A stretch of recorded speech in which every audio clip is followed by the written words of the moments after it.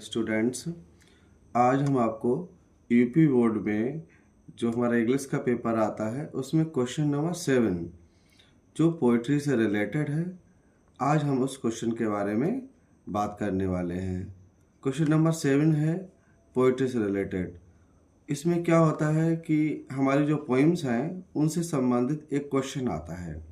या तो आप उस क्वेश्चन को करें और इसमें लिखा हुआ है right 4 lines of any poem prescribed in your syllabus. Do not copy the lines given in this question paper. या तो हम 4 लाइन की एक कविता लिख सकते हैं जो हमारे इस क्वेश्चन पेपर में न दी गई हो, इस बात पर ध्यान रखें। अब जैसे क्वेश्चन क्या है, what do you learn from the poem dust of snow. आप क्या सीखते हैं हमारी इस कविता से डस्ट ऑफ स्नो। जो हमारी पोएम डस्ट ऑफ स्नो है, इससे हमें क्या शिक्षा मिलती है। या तो आप इस क्वेश्चन का आंसर दें या इससे बेहतर ये होगा कि आप 4 लाइन की एक कविता को अच्छे से याद कर लें। ठीक है, ठीक। देखो माय डियर स्टूडेंट्स, अब हम आपको ये बताने वाले हैं कि आप लोग कौन से 3 पोएमों को अच्छे से याद कर लें। सबसे पहले जो इजी हैं आपके लिए, आप अच्छे से याद कर सकते हैं। जैसे हमारी एक पोएम है डस्ट ऑफ स्नो, आप इसकी 4 लाइन्स याद कर सकते हैं।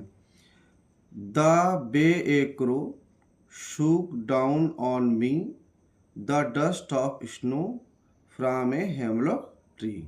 ठीक है, पेपर में भी आपको इसी टाइप से ही पोएम को लिखना होगा। सबसे पहले पोएम का नाम लिखिएगा, इसके बाद 4 लाइन की पोएम लिखिएगा, इसके बाद लास्ट में पोइट का नेम लिखिएगा। ठीक है, अगर आपको इसको याद करने में असहजता महसूस हो रही हो तो आप अगली पोएम याद कर सकते हैं, फायर एंड आइस की, जिस पोएम का नाम है आग और बर्फ। Some say the world will end in fire, some say in ice, from what I have tasted of desire, I hold with those who favour fire. Full stop. एक बात आप लोग ध्यान रखें कि जहाँ पर पंक्चुएशंस आए हैं तो उन पर विशेष ध्यान रखें। अगर फुल स्टॉप लगा हुआ है तो फुल स्टॉप अवश्य लगाएं। इस तरीके से पोएम लिखने के बाद में पोइट का नाम अवश्य लिखें। अगली पोएम क्या है, अमांडा। इसे आप याद कर सकते हैं क्योंकि लर्न करना बहुत इजी है। Don't bite your nails Amanda, don't hunch your shoulders Amanda, stop that slouching and sit up straight Amanda. हमारा उद्देश्य इन तीनों पोएमों को दिखाने का ये है कि ये तीनों पोएमें बहुत ही सरल हैं। आप इन तीनों में से कोई भी पोएम परीक्षा में लिख सकते हैं क्योंकि इनको याद करना बहुत ही इजी है। मिलते हैं नेक्स्ट वीडियो में सेंट्रल आइडिया के साथ में।